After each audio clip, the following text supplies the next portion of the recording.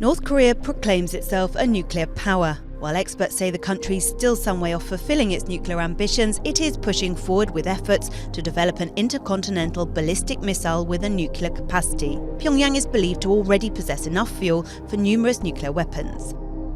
It's carried out several nuclear tests since 2006, thought to be aimed at mastering the technology to make a warhead small enough to fit into a missile. North Korea has been building its own missiles for more than 3 decades. In 1984, it tested a type of Soviet Scud-B with a 300-kilometer range.